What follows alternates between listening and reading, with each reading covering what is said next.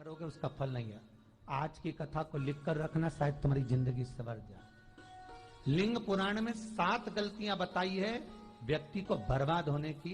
पहली गलती है, उसमें से अगर आप स्वीकार कर रहे हैं ये गलती, तो समझ लो कि गलती आपने करी है। गंगा जल तो बुलवाया टैंकर भरकर, 21,000 बेलपत्र भी समर्पित कर रहे हो। आप मंदिर के अंदर बैठ गए, दर्शन करने वाला आता रहा, किसी को अंदर प्रवेश नहीं दिया। आप गंगा जल चढ़ाते रहे, आप बेलपत्र चढ़ाते रहे, आप स्वयं पूजन करते रहे, और दूसरा व्यक्ति ना जाने किस भाव से, किस रूप में आकर भगवान की सेवा करना चाहता था। पंडित जी ने आपके चक्कर में उसको जल नहीं चढ़ाने दिया, पंडित जी ने आपके चक्कर में उसको बेलपत्र नहीं चढ़ाने दिया। पहली गलती यह हो गई कि भगवान के भक्त को भगवान से दूर कर दिया गया। अब उठा लो श्रीमद् भागवत कथा। 2 देवताओं ने गलती करी थी। एक ब्रह्मा जी ने गलती करी थी कि गाय बछड़ों का हरण कर लिया था। 1 वर्ष होने में 1 दिन था, तब ब्रह्मा जी ने गाय बछड़े वापस दिए थे। दूसरी गलती इंद्र ने करी थी, जल वृष्टि करी, तब भगवान कृष्ण को गोवर्धन पर्वत उठाना पड़ा। दोनों देवताओं ने गलती करी, पर भगवान कृष्ण ने इंद्र को क्षमा कर दिया, पर ब्रह्मा को क्षमा नहीं करा। क्यों नहीं करा? क्योंकि इंद्र को क्षमा इसलिए करा क्योंकि इंद्र ने जब जल वृष्टि करी तो सारे ब्रजवासियों को भगवान के चरणों में लाकर छोड़ दिया। सारे ब्रजवासी गोवर्धन पर्वत के नीचे आकर बैठ गए, भगवान के चरणों में आ गए। और ब्रह्मा ने जो गलती करी वो ऐसी गलती करी कि भगवान से गाय और बछड़ों को दूर कर दिया। जो भगवान से भगत को दूर कर दे उसको शंकर कभी क्षमा नहीं कर सकता। इसलिए बर्बादी का पहला कारण, आप भक्त और भगवान में दूरी बना ली। दूसरा कारण, भगवान की जब पूजन कर रहे हो, 21,000 बेलपत्र चढ़ा रहे हो, गंगा का जल चढ़ा रहे हो, चंदन चढ़ा रहे हो, अबीर चढ़ा रहे हो, गुलाल चढ़ा रहे हो, तो तुम्हारे भीतर ये अहंकार, जब तुम पूजन करके उठो तो उठते समय तुम्हारे भीतर अभिमान नहीं होना चाहिए कि मैंने जो अनुष्ठान करा उसके बराबर कोई नहीं कर सकता। तीसरा कारण कहा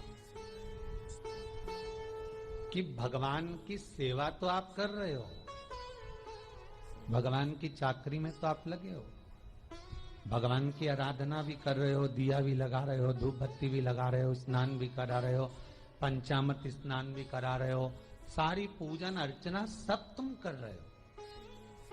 पर हो सकता है इस पूजन अर्चना में आप केवल 3 घंटा पूजन करते हो और बाकी के समय किसी न किसी की जीवात्मा को दुख पहुंचा रहे हो। एक कथा में एक बात कही थी कि भले मंदिर में दिया मत लगाओ, भले मंदिर में जाकर धूप बत्ती मत जलाओ, भले मंदिर में जाकर भोग मत लगाओ, भले मंदिर में जाकर जल मत चढ़ाओ, कुछ मत करो, भले भगवान को नए कपड़े मत पहनाओ, भले तुम्हारी मर्जी पड़े भगवान को भोग मत लगाओ, पर शास्त्र कहता है कुछ मत करो, पर एक काम जरूर करना कि किसी के चेहरे पर प्रसन्नता ला देना, तो मंदिर में दिया जलाने के बराबर होगा। किसी के चेहरे पर चमक ला देना, प्रसन्नता ला देना, तो अगरबत्ती लगाने के बराबर होगा। किसी गरीबड़े के, किसी दुखी के चेहरे पर अगर तुमने प्रसन्नता ला दी तो वो भगवान को कपड़े पहनाने के बराबर होगा। मालूम पड़े तुम मंदिर में पूरी सब्जी बांटो, मंदिर में भोजन कराओ, मंदिर में सारा पकवान चढ़ाओ, और कोई तुम्हारे कारण अगर दुखी है तो तुम्हें वो सुख का भान नहीं हो सकता। तीसरा कारण है हमारा, वो सुख नहीं मिल सकता। चौथा कारण है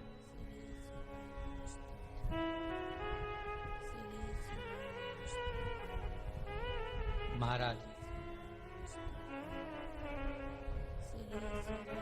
जिस मंत्र को पढ़ा जा रहा है, जिस मंत्र का स्मरण किया जा रहा है,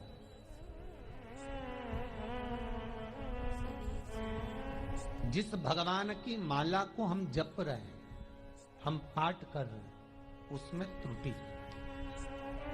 उठा लीजिए दुर्गा सप्तशती।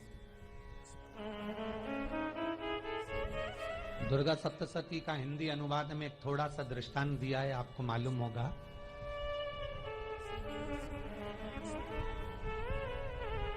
एक जजमान सप्तशती का पाठ कराते थे नवरात्रे में। नवरात्रि